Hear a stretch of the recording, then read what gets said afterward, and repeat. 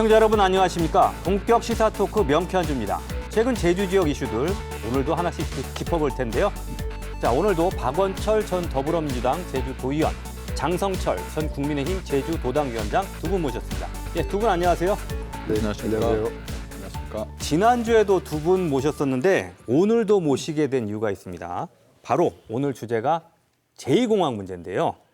박원철 의원님 도의원 시절에 제주도의회에서 제2공항 갈등 해소 특위위원장 지내셨고요. 장성철 위원장께서는 도당위원장 시절에 제2공항 찬성을 당론으로 정하신 바가 있었죠. 제2공항 건설 문제 최대 분수령이었던 전략환경영향평가 협의 결과가 나왔습니다. 환경부가 조건부 협의라는 결과를 발표했는데요. 먼저 두 분은 이번 결과 어떻게 보셨는지 이야기 들어보겠습니다. 먼저 말씀하시죠. 예. 뭐 지역 언론에서도 예상했던 결과고요. 저 개인적으로는 2015년 때 입지 결정이 발표되고 나서 중요한 정책적 고비를 넘는데 8년이라는 시간이 흘러서 시간적 비용으로 치면 우리 제주 사회가 너무 많은 비용을 치르고 있다 하는 사실 이게 2022년 작년 7, 8월경에 이게 가능하다라고 하는 그러니까 전략환경영향평가서에 대한 보완 작업이 다 끝나서 그때 환경부로 제출을 했어야 되는데 세부적으로 다듬느라고 또 몇 개월 늦어지고 그래서 이번에 결정도 좀 더 늦어지는 거 아니냐는 그런 걱정이 있었지만 다행히 지금의 시점에서라도 조건부 협의 그런 내용이 이제 발표된 것은 다행스럽게 생각하고요. 사실 이게 어떤 면에서는 정책적인 결정이고 어떤 면에서는 정치적인 결정인데 문재인 정부에서 2021년 7월에 그 반려 결정을 하잖아요. 그 전에 보완하고 또 재보완하고 또 반려 결정을 했을 때 대통령 선거가 2022년 3월 9일 아니었습니까? 그러니까 대선을 앞두고 반려 결정을 하는 걸 보면서 제주 도민 사회에서는 기본적으로 이번에 그 반려 결정은 대통령 선거 결과에 좀 맡기겠다. 그 이후에 결정하는 것이 맞지 않느냐, 갈등을 풀어가는 방법이 아니냐 그런 차원에서 지난번에 반려 결정이 됐다고 많은 분들이 평가하고 있고 사실은 윤석열 대통령이 어쨌든 제주 제2공항을 신속하게 추진하겠다고 하는 게 대선 공약이었기 때문에 윤석열 정부에서는 어쨌든 환경부의 그동안의 입장이 일부 가미돼서 조건부라는 내용이 포함이 되긴 했지만 동의하고 또 찬성할 수 있는 그런 방향으로 결정이 난 거기 때문에 전 윤석열 정부가 약속을 지켰다 그런 측면에서도 매우 다행스럽게 생각을 하고 있습니다. 다행스럽다는 말씀이셨는데요. 박원철 의원님께서는 어떻게 보시나요? 지금 조건부 협의 결정이 났죠. 조건부 협의 결정 내용이 별다른 게 없어요. 지난번 2021년 7월에 미흡 즉 이제 반려 결정 났을 때 4가지 사유를 가지고 반려 결정을 했는데 거기에 대해서 이번 환경부는 과연 일관성이 있었는가에 대한 비난은 피하기 어려울 겁니다.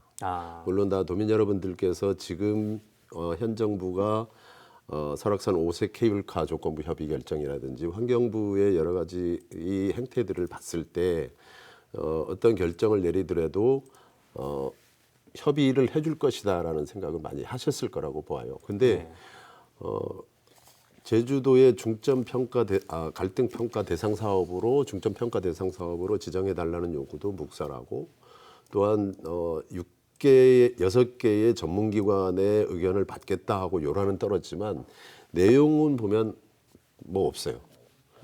뭐 없이 그냥 제주도의 의견을 내는 척하면서 제주도의 책임을 돌리는 뭐 없다는 이야기는 구체적으로 차차 말씀드리겠습니다만 협의를 한 이유가 없다. 구체적으로 조건부 협의를 한 이유가 그러니까요. 없다. 이 4가지 안에 대해서 제주도의 책임을 떠넘기는 이런 중앙부처의 일관성 없는 그 발표 내용이 좀 더 아쉬웠고 그래서 오늘 도정에서도 그 흔한 토론회 한 번 안 했고 공청회 한 번 안 했고 윤화는 떨었지만 전혀 내용은 없었다.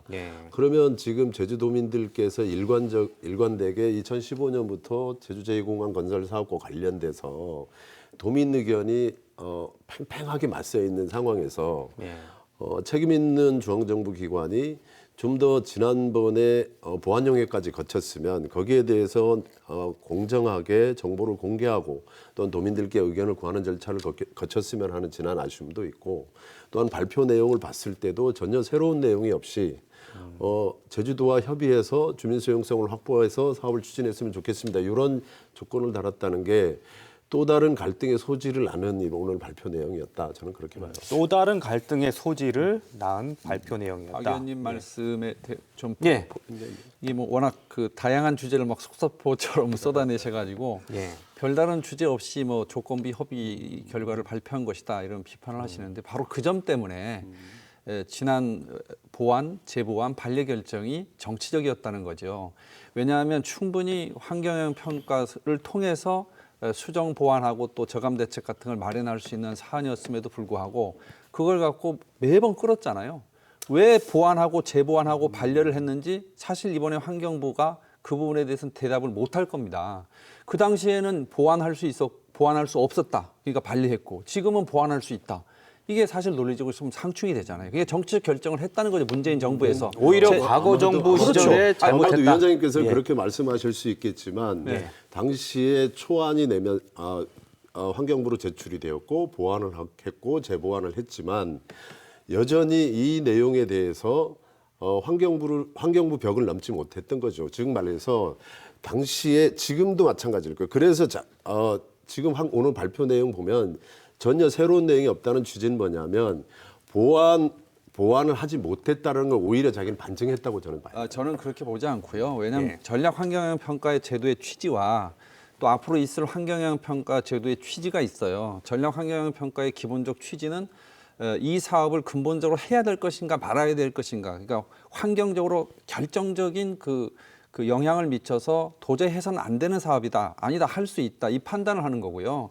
환경영향 평가의 문제는 환경오염 저감 대책 방안을 마련하는 제도가 그 취지가 근본적인 목적입니다. 그렇기 때문에 조류의 문제라든지 소음의 문제라든지 조류 충돌의 문제라든지 이런 거론됐던 주제들은 환경영향 평가의 과정을 통해서 충분히 거를 수 있는 문제임에도 불구하고 그걸 갖고 마치 사업 자체를 백지화시킬 수도 있는 반려 결정까지 해버렸었잖아요. 그러니까 저는 문재인 정부에서가 사실 그 과정에서 지역의 국회의원들이 환경부에 압력 넣어가지고 부동의해라 뭐 그런 식의 취지의 발언도 여러 번 했었잖아요.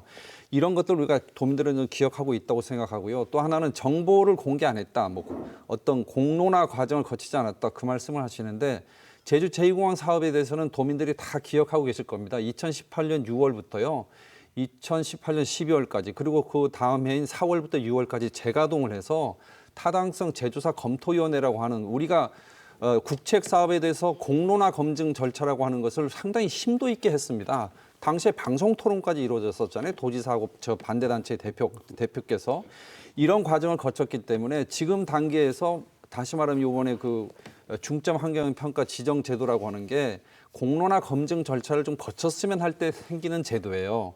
그런데 이번에 환경부가 얘기했던 것이 지금은 전문적인 연구기관의 검토가 더 필요한 시기다. 실제로 문재인 정부에서 반려 결정 그리고 재보완 결정, 보완 결정이 있을 때도 전문 연구기관의 검토를 거쳐 이루어졌어요. 그때는 중점 평가 대상 지역으로 지정해달라는 요구가 단 한 번도 없었습니다. 그런데 이제 윤석열 정부가 들어서 사업이 좀 정상 추진의 기미가 보이니까 다시 공론화 검증 절차를 하자 그 얘기잖아요. 그러니까 환경부에서는 그거를 받아들일 수 없고 예전에 그 환경영향 평가서에 대한 심의를 할 때 했던 그 취지 그대로 전문 연구기관의 검토가 더 필요하다. 그런 입장이기 때문에 저는 그 지정을 요구한 오영훈 알겠습니다. 도지사의 주장 자체가 전 타당성이 없었다. 이런 말씀을 꼭 드리고 싶습니다. 좋은 말씀 하고 계신데요. 예. 바로 그 공론화 과정의 중심에 섰던 장본인이 바로 접니다. 제가 당시에 국토부가 정보 공개를 전혀 하지 않았어요. 정보 공개를 하지 않았기 때문에 의회가 나서서 이 갈등을 해결해 보자. 그렇게 해서 갈등 해소 특별위원회를 만들어서 각각의 국토부하고 사업부서인 국토부하고 당시 반대단체인 비상도민 회의하고 제주도민들께 투명하게 정보 공개를 해달라. 그렇게 해서 아마 제주도에서는 보지 못했던 4시간씩 계속해서 주제를 가지고 4가지의 주제를 설정을 해서 토론을 했었고요. 그래서 도민들께서 이런 문제들이 굉장히 산재해 있었구나 하는 것들을 많이 알게 됐을 겁니다. 그래서 당시에 언론에서도 상당히 협조가 있어서 직접 생중계를 4시간짜리 생중계도 해봤었고요. 그러면서 도민들이 이 제주 제2공항 사업이 그렇게 중요한 사업이고 이렇게 문제가 있었구나 하는 걸 아마 알게 됐었죠. 아까 그 중점평가 대상 사업에 대해서도 당시 장관이었던 한정혜 장관께서 인사청문회 당시에 제주도와 도의회가 합의를 해서 여론조사를 진행 중에 있고 또한 중점평가 대상이 요청이 오면 적극 검토하겠다는 얘기가 있었어요.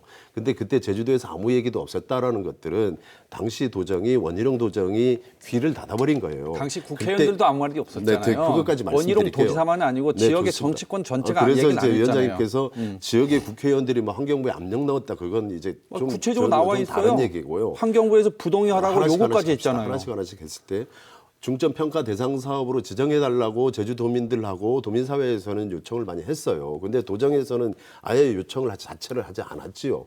그렇게 했던 문제들이 있었고 당시에 국회의원들도 지금 현 오영훈 도지사께서도 정보 공개를 투명하게 해라. 그래서 결정은 도민들이 할 수 있도록 하자라는 취지로 일관되게 해왔었어요.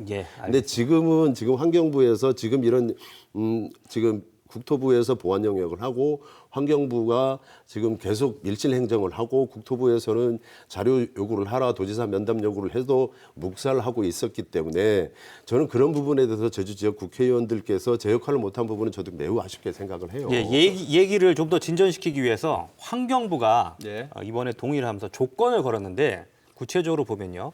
첫 번째가 환경 영향 평가 과정에서 앞으로 이제 제주도에서 환경 영향 평가를 또 다시 하게 됩니다. 전략 환경 영향 평가로 끝나는 것이 아니고 환경 영향 평가를 하게 되는데 지역 주민과 제주도에 충분한 정보를 제공하고 이를 통해 제기되는 쟁점을 검토 반영해야 한다라는 조건을 제일 첫 번째로 제시했거든요. 물론 뭐 둘째, 셋째는 조류 충돌 방지 대책, 법정 보호 생물 그에 대한 대책 마련하라는 내용도 있었습니다. 눈에 띄는 것이 이 지역 주민과 제주도에 충분한 정보를 제공하고 쟁점을 검토 반영하라는 부분이 있습니다. 앞으로 이 부분을 어떻게 해야 될 것인지 그 정보 제공과 관련해서 제가 아까 예. 박 의원님 말씀한 거에 연이어서 얘기를 하면 오영훈 지사가 언제 무슨 정보를 구체적으로 요구했는지는 정확히 제가 기억을 못하고 있을지 모르지만 최근에 예. 전략 환경 영향 평가서와 관련된 정보를 요구하라. 이거는 월권이에요. 예를 들면 지난번에 반려, 재보안, 보안 결정할 때요. 국회의원으로 있으면서 이런 그 정보를 공개해라. 그때는 부동의 시킬 수 있고 반려 결정 시킬 수 있고 하니까 아무런 얘기 안 하다가 도지사가 되니까 갑자기 환경영향 평가서에 대한 심의를 할 때 정보 공개해라. 이게 앞뒤가 안 맞는 거잖아요. 그리고 환경부에서 정보를 공개 안 하겠다고 한 게 아니고 전략 환경 평가에서의 심의 결과를 발표하고 나면 곧바로 공개하겠다고 약속을 했지 않습니까? 이제 공개하겠죠. 이 정도에서 정보를 제공하고 공개하는 것이 맞는 거지. 만약에 6개의 전문 환경 정책 전문 기관이 심의를 하는 과정에 그런 보고서를 전부 공개했을 경우에 심의의 정치적 외압 같은 게 있을 수 있잖아요. 저는 객관적으로 그 주장이 결코 틀린 주장이 아니라고 생각을 합니다. 그래서 예를 들면 묵살했다 혹은 그 환경부에서 하는 일들에 대해서 정보를 비공개했다. 이런 너무 좀 이렇게 사실과 왜곡이 될 수 있는 주장에 대해서는 좀 동의하기 어렵다고 생각하고요. 두 번째 아까 그 사회자께서 말씀하신 환경영향 평가 과정에서 지역 주민과 제주도에 충분한 정보를 제공하고 이를 통해서 다양한 쟁점을 이렇게 검토 반영토록 해라 하는 주장이 이거 너무나 당연한 거예요. 이거는요. 환경영향 평가서에 관련된 앞으로 이제 가장 중요한 대목이 이제 기본 계획에 수립이 되고 제주도지사의 의견을 듣는 절차 하나. 그다음에 이제 고시를 하게 될 텐데 그 과정에서 환경영향 평가와 관련된 부분은 당연히 그런 제도 속에서 정보를 제공하고 그 속에서 여러 가지 오염점에 관련된 합리적 대책을 마련할 수 있는 그런 절차들이 보장이 돼 있습니다. 그런 걸 제대로 하라고 하는 거지 원론적인 거고 원칙적인 거죠. 이것이 어떻게 특별히 제주도 제2공항 관련 사업에 대해서만 이런 주문을 하는 게 아니라 모든 국책 사업에 관련된 환경 문제는 이렇게 풀어가는 게 맞는 겁니다. 하나만 제가 좀 확인하고요. 환경 영향 평가법에는 동의, 부동의, 반려라는 용어가 있는 게 아니라 협의, 조건부 협의, 미흡 이렇게만 환경부는 의견을 냅니다. 근데 그거를 당시에 국회의원으로서 부동의할 수 있는 권한까지 있었다는 것들은 좀 교정을 해줬으면 좋겠고요. 부동의한다는 권한을 네. 가진 게 아니고요. 또 하나는요. 부동의를 네. 그 쉽게 얘기하면 찬성을 하지 않도록 정치적인 주장들을 많이 했지요. 그거 찾아드릴까요? 저는 뭐 그렇게 제가 어느 국회의원이라고 내가 실명은 얘기하기 싫은데 더불어민주당 제주지역 국회의원들이 그런 얘기 많이 했습니다. 자, 또 하나만 할게요. 예, 예. 제가 그 갈등 해소 특별위원회 위원장을 할 때요. 하도 국토부에서 정보를 제공하지 않아서 전 정말 청와대도 방문했던 건 사실입니다. 국토부도 방문했었고요. 국회도 방문을 해서 정보를 제공하지 않으면 의회가 공식적으로 반대 의견 표명하겠다. 막 이렇게까지 해서 정보를 하나씩 내기 시작을 했어요. 그걸 가지고 대도민 토론회를 했었다 저는 그렇게 생각을 하고요. 또 하나는 아까 말씀드렸던 것처럼 그 미흡해서 반려한다는 내용을 줬을 때 네 가지였잖아요. 네 가지를 비행 안전이 확보되는 조류 및 그 서식지 보호 방안에 대한 검토가 미흡했다. 또 항공기 소음 재평가 시 최악의 조건을 고려해야 하는 부분에 대해서 미흡했다. 뭐 여러 네 가지였는데 지금 봐보세요. 오늘 세 가지였는데 세 가지가 꼭 그 내용이에요. 그 내용을 아까 말씀 주신 것처럼 지역 주민과 제주도에 충분한 정보를 제공해라. 이거는 차라리 그러면 제주도에 정보를 제공할 거면 저는 지난번에는 환경영향평가원, 정책평가원에서만 미흡 결정을 내려서 반려했다. 그래서 환경부는 지금 6개 기관이 검토 의견을 받겠다. 이렇게 했잖아요. 그래서 제주도가 중점평가 대상 사업으로 지정 요청을 했지만 지금은 전문가의 시간이다. 이렇게 해서 사실은 다 정보 공개를 차단했단 말이에요. 그렇다라고 한다면 제주도에 충분한 정보를 제공하라는 의미는 뭡니까? 그럼 차라리 지금 미리 환경부가 이런 의견을 왔으니 제주도에서 의견을 한번 주세요 했을 시간은 전 충분히 있었다고 봐요. 그런 것들이 이미 또 하나의 갈등을 잉태할 수 있는 그런 환경부는 면피용 그리고 제주도의 책임을 떠넘겼다. 저는 그렇게밖에 보여지지 않아요. 지금 제가 좀 더 하나만요. 이야기를 진전시켜야 되니까 딱 1분만요. 예. 이번에 환경부의 그 프로세스에 대한 평가는 어쨌든 이제 박 의원님과 좀 다른데 저는 환경부나 국토부가 이 부분에 대해서는 공정하다고 보는 것이요. 문재인 정부 때나 윤석열 정부 때나 환경부가 전략 환경영 평가서에 대해서 일을 처리해가는 과정이 똑같았어요. 그리고 국토부에서도 이 부분에 대해서 관리하는 룰이 똑같았고요. 딱 하나 좀 더 이 자리에서 공개적으로 제가 인정할 수 있는 것은 그 문재인 정부 때 국토부가 어쨌든 재조사 검토위원회를 구성을 해서 반대 단체들이 다양하게 참여해가지고 정부에 접근해서 그 정책적인 그 쟁점들에 대해서 아주 수기 토론을 할 수 있는 그런 기회가 주어졌지 않습니까?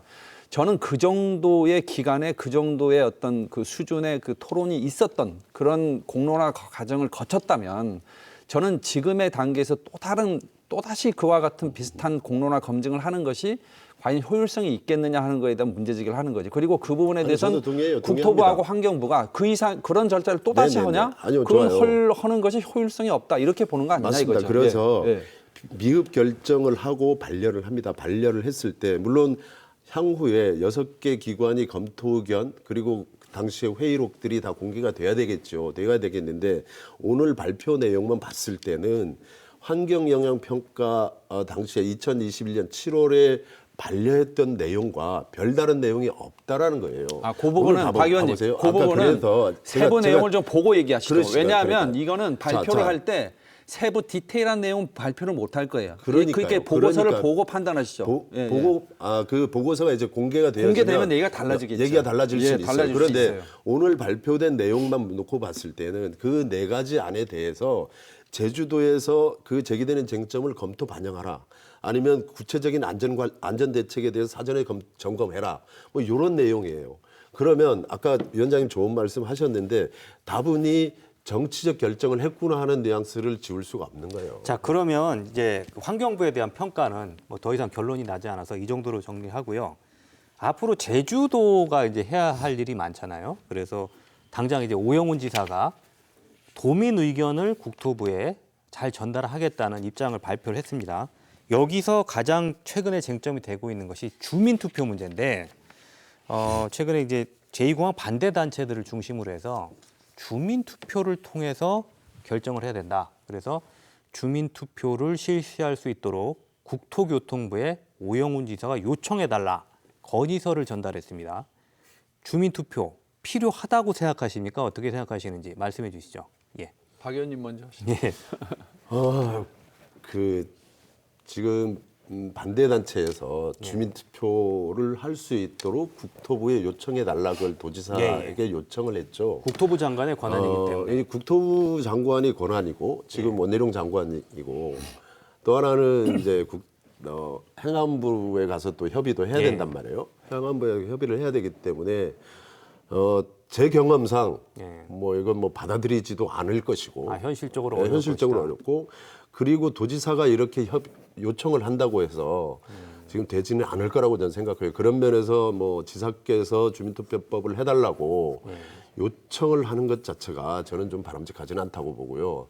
단지 지금 수기 민주주의에 관한 조례가 있기 때문에 뭐 그걸 통해서 지금 그 반대 시민단 사회단체에서는 제주도지사가 용단을 내려달라 요렇게도 요구를 했더라고요. 근데 그런 부분들은 아마 향후에 지사께서 충분히 제주도의 시간이 왔다 이렇게도 얘기를 하고 있고 향후에 지금 환경영향 평가라든지 아마 실시설계상에서 지금 제주도에서 사실상 이제는 우리 도지사의 권한이 상당히 막강해집니다. 그 과정에서 아마 지켜보면서 하는 게 낫지 않을까. 지금 당장 지사께서 주민투표를 해달라고 국토부에 요청하는 것은 전 난센스라고 보고 또한 도지사가 어떤 법적 권한도 없는 조례를 가지고 주민투표하는 것 하겠다고 하는 것들도 저는 지금은 좀 시기상조가 아닌가 저는 그렇게 봐요. 예전에 그 2021년 2월에 우리가 찬반 도민 여론조사했죠.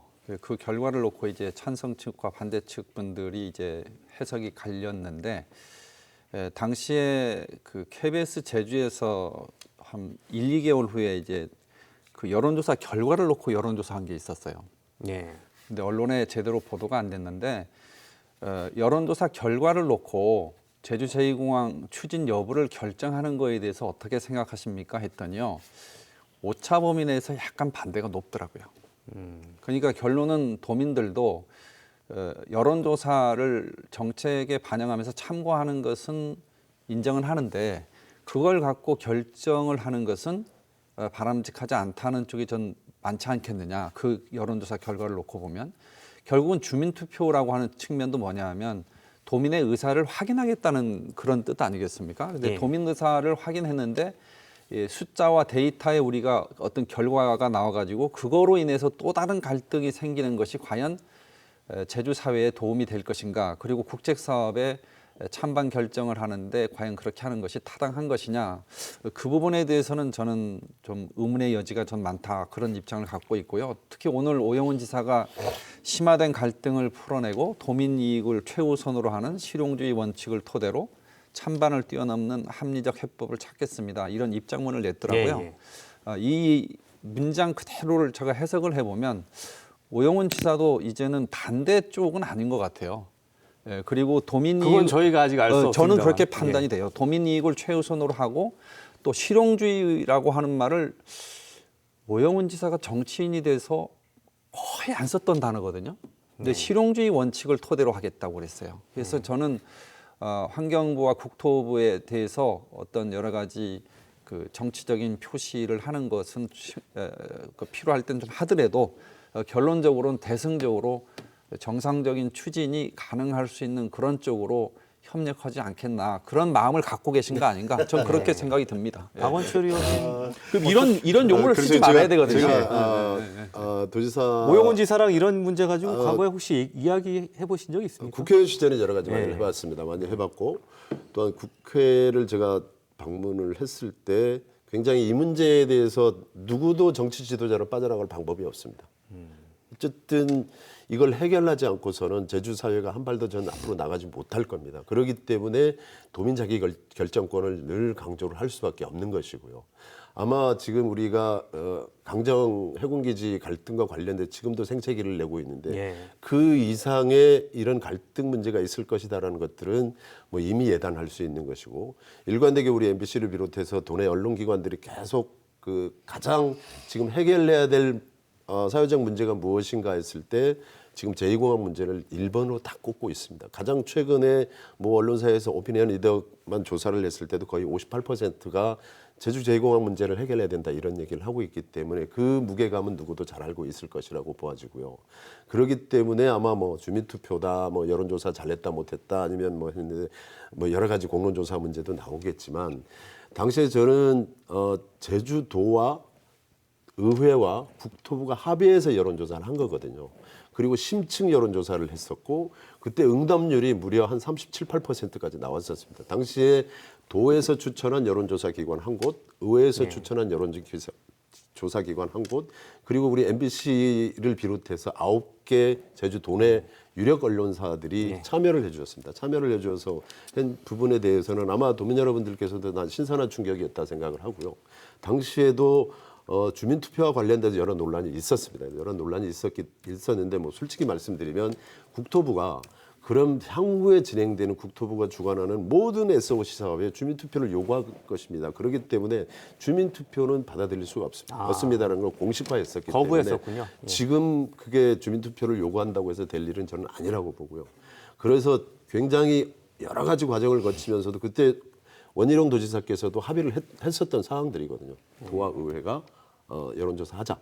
그리고 국토부가 굉장히 여러 가지 중재를 많이 하긴 했었습니다만은 그래서 2,000명씩 해서 2개의 여론조사 기관을 했고 지역별, 성별 뭐 이렇게 해서 나름대로 최선을 다했습니다. 나름대로 최선을 다해서 결과물을 그대로 제출했던 것이고요.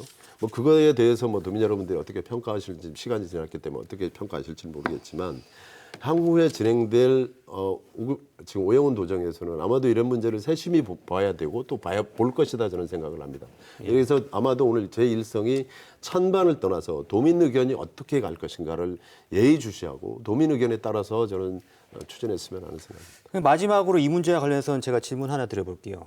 뭐 지금 여론조사도 여러 번 했지만 찬반 여론이 오차 범위에서 팽팽하는 그런 경우가 많습니다. 반대가 쭉 높았죠. 단 한 번도 예, 내려가본 적은 없죠. 오차 범위 벗어나는 경우도 있었고 뭐 오차 범위 안에서 팽팽한 경우들이 많은데 만약 이 추진이 될 경우에 과거의 제주 해군기지 사례를 볼 때 또다시 어떤 물리적 충돌이라든지 갈등이 재현되지 않을 것인가 이 부분을 많은 분들이 우려하시잖아요. 그래서 이 갈등 문제 어떻게 해결해야 된다고 보시는지 말씀 듣고 다음 주제로 넘어가겠습니다. 이거 가장 중요한 해결의 어떤 키워드는 전 도민 여론이라고 보고요. 결국은 도민 여론이 제주 제2공항 정상 추진에 대한 지지 의사가 전 높아질 것이다 이렇게 봅니다. 왜냐하면 많은 도민들께서도 제주 제2공항에 대해서 찬성이냐 반대냐 하는 프레임이 아니라 제주 공항 인프라 전체를 제주 지역의 공항 인프라를 확대하는 거에 대해서는 다수가 찬성하거든요. 그리고 기존 공항은 확충이 불가하다고 하는 게 국토부의 입장이 확고하고 또 오영훈 지사나 제주 지역 더불어민주당 국회의원들도 그건 인정을 했어요. 이게 기존 공항 확장은 대안이 안 돼요.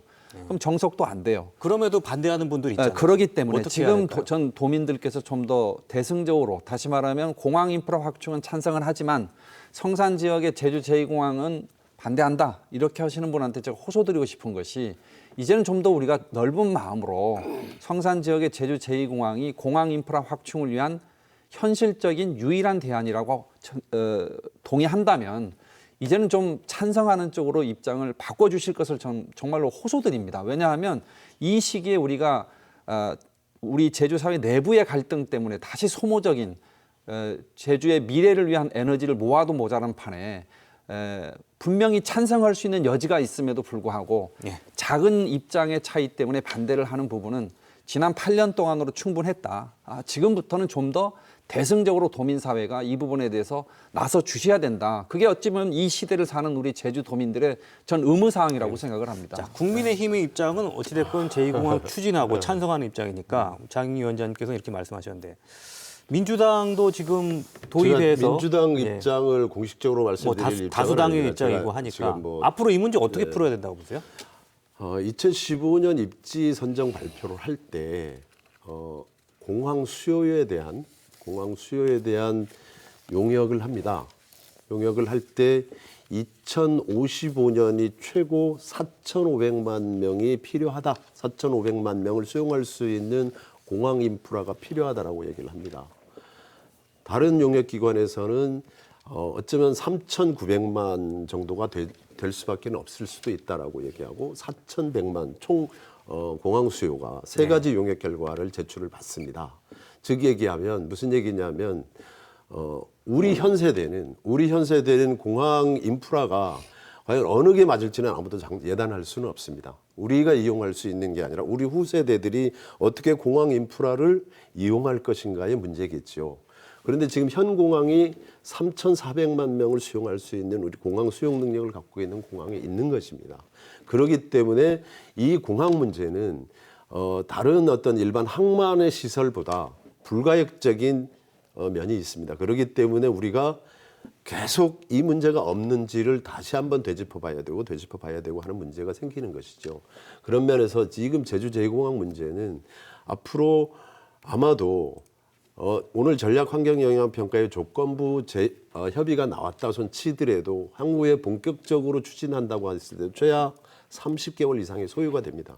그 과정에 제주도민들이 정말 갈등이 생채기를 저는 눈앞에서 지켜봐야 하는 그 정말 안타까운 심정입니다. 그래서 이 공항 문제는 정말 도민 여러분들께서 찬성과 반대를 떠나서 어떻게 추진하는 것이 가장 옳은지를 정말 되짚어봐야 되는 문제라고 저는 생각을 합니다. 알겠습니다. 네, 이 문제는 이 정도로 정리하겠습니다. 네, 다음 주제는 제주형 행정체제 개편입니다. 민선 8기 오영훈 도정의 핵심 공약이죠. 제주형 행정체제 개편을 위해서 행정체제 개편위원회가 도민 의견 수렴 절차를 대폭 강화하고 최종 공고하는 오는 12월에 결정하는 로드맵을 확정했습니다. 먼저 준비된 영상부터 보시겠습니다. 지난 지방선거에서부터 제주의 가장 큰 쟁점 중의 하나인 행정체제 개편안이 오는 12월 결정납니다. 제주도 행정체제 개편위원회가 밝힌 권고안의 핵심 내용은 두 가지. 기초자치단체 부활 등 행정 계층 구조를 정한 뒤 행정구역을 몇 개로 나눌지 결정합니다. 과거 행정체제 개편 논의 과정에서 도민 공감대 형성이 부족했다는 비판을 수용해 의견 수렴 절차를 대폭 강화합니다. 4차례의 도민 여론조사와 함께 주민 의견을 듣는 도민 경청회를 12개 읍면과 제주시, 서귀포시 각각 2곳씩 모두 16개 지역으로 나눠 3차례씩 실시합니다. 특히 4월 중에 도민 참여단 300명을 선발하고 6개월의 수기 토론을 거쳐 10월 중에 제주형 행정체제 도입을 위한 실행 방안을 결정합니다. 도민 참여단이 기초자치단체 부활 여부와 행정구역을 어떻게 나눌지를 결정하면 마지막 도민 여론조사와 공청회를 거쳐 12월 중에 제주도 행정체제 개편위원회가 최종 권고안을 채택할 예정입니다.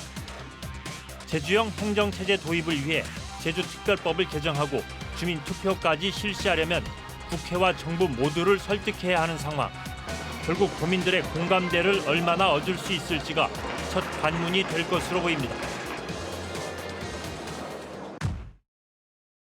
예, 영상 보셨는데요. 지금 핵심이 되는 게 수기 토론을 진행한다고 해요. 16개 지역에서 도민 경청회를 48번 진행하고 도민 참여단 300명을 구성해서 수기 토론을 진행한다고 하는데요. 결국 도민 참여단에서 어느 정도 방향을 잡아나겠다는 뜻으로 해석이 되는데 과거에 영리병원 문제 때도 한번 수기형 공론조사를 우리가 도입을 했었죠. 이번에도 이런 방식을 채택한다고 하는데 이 로드맵 자체에 대해서는 어떻게 생각하시는지. 예.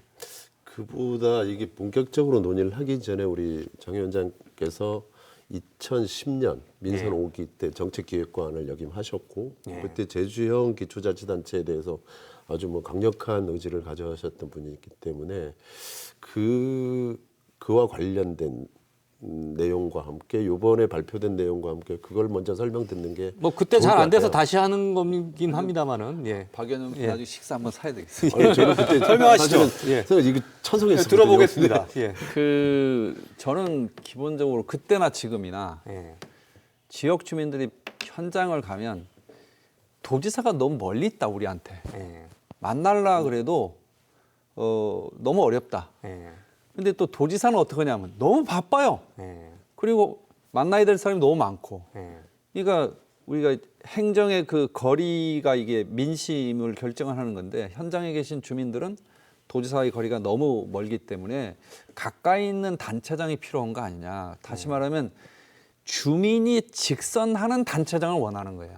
네. 시장이라고 하더라도 그것이 기초자치권이 있느냐 또 기초자치권이 없느냐 그거는 주민들이 논쟁을 하지 않아요. 기본적으로 내가 뽑은 기초단체장이 필요하다.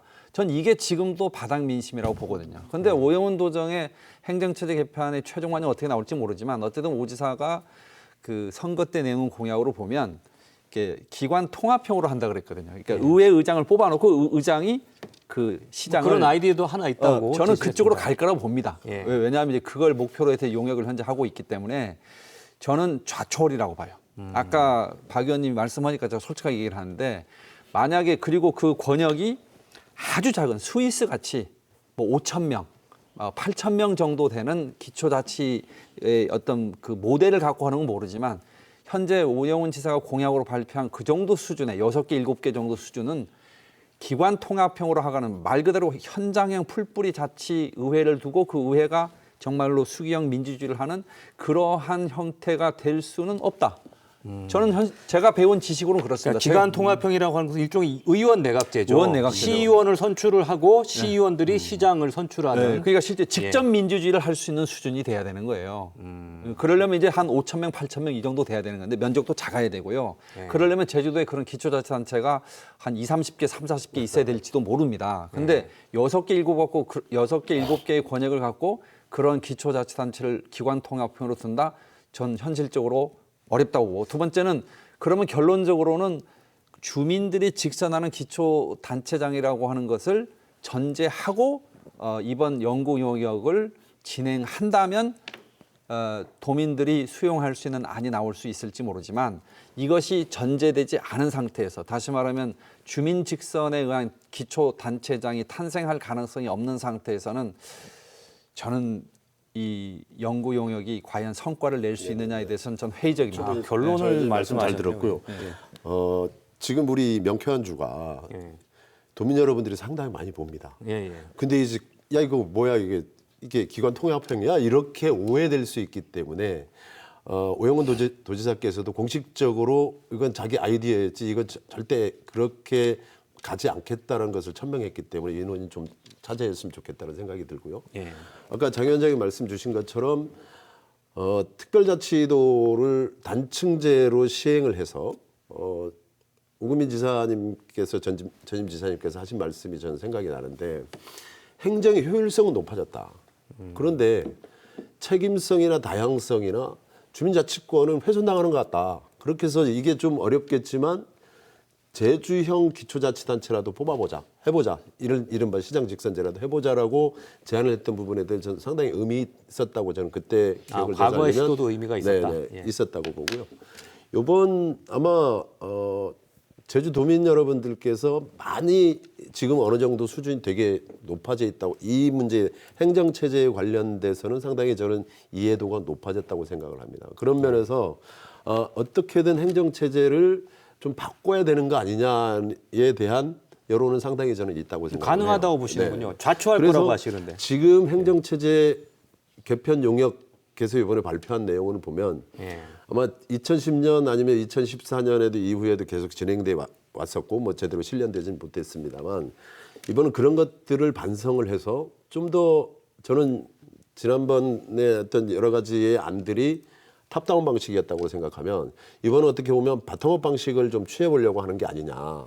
학술 연구와 공론화 작업을 병행해서 거기서 나오는 문제점들을 학술 연구에 반영해서 다시 시간은 없지만 해서 한번 안을 도출해 보자. 저는 그런 면에서는 상당히 좀 의미 있다라고 의미 생각이 있다. 들어지고 예. 먼저는 지금 그 전에도 물론 그런 시도는 있어왔지만 특별자치도의 성과나 도입 필요성에 대해서 먼저 도민 여러분들께 먼저 설명을 해서 이건 어떻습니까라고 시작을 해서 행정체제를 어떻게 하는 게 좋겠습니까라고 시작을 하고 행정구역을 어떻게 개편하면 좋겠습니까라고까지 하고 도민참여단은 일단 한 3,000명을 지역별 성별로 해서 모집을 해서 거기에서 한 300명 정도 수기형 민주주의를 뭐 학습시켜서 다시 한번 거기서 의견을 좀 도출해보고 또 경청회 48회 그 중간중간마다 여론조사를 한번 사회하고 이런 것들은 굉장히 좀 의미 있는 시도다. 문제는 아까 우리 국장님께서 지적하셨던 대로 이게 과연 그러면 중앙정부를 설득할 수 있는 논리가 되는가? 국회를 설득할 수 있는 논리가 되는가? 지난번에 김한규 의원께서 모 자리에 가서 타임 스케줄이 좀 앞당겨졌으면 좋겠다. 뭐 그렇게 해야 국회에서도 논의할 시간이 필요하다. 물론 지금 위성권 의원이 2021년에 안을 제출한 게 있어요. 또한 오영훈 도지사께서도 국회의원 시절에 지금 현재의 2022년 3월에 안을 제출한 것들이 있어요. 근데 그게 썩 그렇게 국회 입법조사처에서 그렇게 썩 좋은 평가를 받고 있지는 못한 것 같아요. 그러니까 그런 설득 논리를 도민들이 어떻게 의견을 하나로 모아내서 중앙정부를 설득하고 그렇게 해서 주민투표까지 이끌어내는가. 여기에 도민총의를 어떻게 모아나갈 것인가. 그게 가장 전 중요하다고 장성철 생각해요. 위원장님, 그 현 정부에서 이 안에 대해서 행정안전부를 또 설득을 해야 되는 과정이 있단 말이죠. 앞으로 주민투표라든지 법 개정이 필요한 사안인데 가능하다고 보세요? 어떻게 하느냐에 따라 가능할 수 있죠. 예를 들면 아까 그 현재도 우리가 이 화두를 제목을 뭘로 잡을 거냐가 매우 중요한데 행정체제 개편으로 가면요 안개가 껴요, 안 보여요. 근데 저는 제안하고 싶은 게 주민직선제 기초단체장 이것이 우선 제목에 나와야 도민들의 동의를 받아낼 수 있을 거예요. 지금처럼 뭘 하겠다고 하는지가 매우 복잡한 모델을 찾다 보면 나중에는 도민의 어떤 지지를 받아내기가 쉽지 않다. 두 번째는 주민 투표를 하기만 하면 중앙정부를 설득하는 것은 어렵지 않습니다. 그렇습니다. 예전에도 저 강창일 의원이나 이런 지역 국회의원들이 행정시장 직선제 법안 냈는데 안 된 이유가 딱 그거예요. 논리가 주민 투표를 해서 시장 군수 제도를 그 임명제 행정시장으로 바꿨는데 이거 바꾸려면 그래도 주민투표 해야 되는 거 아니냐. 이 논리 앞에서 전부 법 개정이 무산된 거거든요. 그래서 기본적으로 주민 직선 기초단체장 선출을 전제로 한 행정체제 개편 이 제목이 하나 필요하고 두 번째는 광범위한 지지를 바탕으로 한 주민투표의 그 성과 이거면 전 중앙정부 설득하는데 굉장히 쉽고요. 김한규 의원처럼 뭐 국회에서 중앙 국회에서 이거 설득할 거리가 안 돼요. 제주도에서 결정해서 제주도에서 주민투표 되면요, 그거 통과됩니다. 저쪽으로 이제 동의합니다. 그래서 오영훈 지사께서도 이게 제발 이번에는 좀 개매이 데크라 하지 말고 좀 한번 뜻을 모아주십사 호소하는 것도 그렇고요. 이런 어떤 그 행정체제 개편 과정에 저는 제 정당들도 다 참여를 했으면 좋겠어요. 참여를 해서 깊이 있게 머리를 맞대고 논의를 해서 이번은 도민들이 행정체제 개편을 원한다고 한다면 정략적이지 말고 전부 다 모여들어서 어떻게 바꿀 것인가를 난상 토론을 거쳐서 좀 안을 도출해내고 그걸 가지고 아마 장 위원장님 말씀 주신 것처럼 주민투표까지 끌어내고 그러면 아마 쉽게 풀리지 않을까. 근데 자꾸 정략적으로 아니면 도의회가 동의를 뭐 이제 도의원 숫자를 줄일 거야 뭐 할 거야 하면서 또 이렇게 논의 끌어주지 말았으면 좋겠어요. 알겠습니다. 네, 이제 마지막 이슈입니다. 전국 최연소 도의원으로 주목받았던 더불어민주당 강경흠 의원이 음주운전으로 물의를 빚었는데요. 먼저 준비된 영상부터 보시겠습니다. 제주도의회 강경흠 의원이 음주운전을 하다 경찰에 붙잡혔습니다. 제주 동부경찰서에 따르면 제주시청 인근에서 제주시 영평도까지 술을 마신 상태에서 약 3-4km를 운전한 혐의를 받고 있습니다. 당시 강 의원의 혈중 알코올 농도는 0.183%로 면허 취소 기준을 훨씬 웃도는 것으로 확인됐습니다. 더불어민주당이 음주운전 혐의로 입건된 강경흠 제주도의원에게 당원 자격정지 10개월의 징계 처분을 내렸습니다. 더불어민주당 제주도당은 제1차 윤리심판원 징계심사를 진행해 강 의원에 대한 징계를 의결했습니다. 또 앞으로 당내 선출직 공직자가 음주운전으로 인해 징계 청원되면 무조건 제명하기로 했습니다. 네, 영상 보셨습니다마는 강경흠 도의원 올해 30살이라고 해요. 전국 최연소 도의원이었는데 음주운전으로 물의를 빚었는데 이 문제에 관련해서 더불어민주당 제주도당 차원에서 먼저 당원 자격 정지 10개월 징계가 내려졌고요. 도의회 윤리특별위원회도 곧 열릴 것으로 지금 예상되고 있습니다. 그런데 지금 이 얘기 왜 나오냐면은 제주도의회의 윤리특별위원회가 구성된 게 2012년인데 그동안 한 번도 회부된 사람이 없어서 그동안 도의회가 너무 제 식구 감싸기를 해왔던 것이 아니냐, 이번에는 과연 달라진 모습을 보여줄 수 있는 것이냐, 이런 이야기가 나오고 있습니다. 이 문제 어떻게 생각하시나요? 예. 먼저 그 도민 여러분들께 정말 죄송하고 사죄의 말씀을 드리겠습니다. 선배 정치인으로서, 선배 도의원으로서, 또 그리고 도의원이 갖고 있는 무게감에 대해서 우리 강경흠 의원께 얘기를 하느라고 했습니다만 이런 일이 발생을 해서 도민 여러분들께 뭐라고 드릴 말씀도 없고요. 향후에라도 정말 도민 여러분들께서 정말 한 번만 좀 사죄를 받아주신다면 향후에는 이런 일이 없겠다는 말씀을 드리겠고요. 사실 저희 당에서는 윤리심판원을 열어서 당원권 정지 10개월도 중징계에 해당을 합니다. 그런데 도민 눈높이에 미치지 못한 건 사실입니다. 저희 개인적인 개인적인 의견을 말하라고 하면 다음 공천에서는 상당히 불이익을 받습니다. 그렇기 때문에 좀 더 강한 어떤 그 제재가 갔으면 했습니다만 윤리심판원에서 나름대로 저희들이 가서 얘기할 수 있는 것들은 아니거든요. 다 외부 인사들이 와서 하기 때문에 그건 좀 양해해 주시고 저도 의원을 한 12년 했습니다만 12년 동안 윤리위원회를 열었던 건 한 번도 없습니다. 그런데 이번에 김경학 의장께서 사태의 심각성을 인지하시고 윤리심사위원을 개최하겠다 해서 의원에 대해서도 강력하게 어떤 메시지를 보내겠다고 하는데 아직 열지 않은 상황이라 제가 뭐라고 말씀드릴 수는 없고요. 아마 김경학 의장께서 강력한 의지가 좀 있는 것 같아요. 무거운 주제입니다. 저도 지역에 정치 활동을 하고 있고 또 제주 도당위원장을 소속 여야를 떠나서 했었던 그런 입장에서 이런 정치인의 도덕적인 이슈가 터진 거에 대해서는 정치를 하는 입장에서 좀 괴롭죠. 또 어느 한 정치인이 비난을 받는 것이 꼭 저가 비난을 받는 것 같은 그런 느낌이 있습니다. 그럼에도 불구하고 꼭 지적하고 싶은 것은 더불어민주당 제주도당이 음주운전 징계 청원의 경우에 제명하겠다 하는 결정을 한 바가 있다면 그런 결정에 따라서 조치를 했어야 되는 거 아니냐, 10개월 조치가 아니라 그런 부분에 대해서는 좀 지적을 하고 싶고요. 개인적으로 강경흠 의원한테 많은 분들이 그 쓴소리와 또 조언을 하고 있을 거라고 생각합니다. 그 중에서도 가장 강하고 가장 깊은 그런 조언이 어떤 건지를 좀 분별하고 그런 조언을 수용해서 앞으로 행동을 한다면 좋겠다. 그 말씀을 나이를 떠나서 여야를 떠나서 같은 지역의 정치인으로서 드리고 싶은 말씀이고 저도 그런 마음으로 지역 정치 활동하겠다는 말씀도 드립니다. 오늘도 제주 지역 이슈들 함께 살펴봤습니다. 늦은 시간까지 시청해 주셔서 고맙습니다. 명쾌한 주 다음 주 이 시간에 돌아오겠습니다.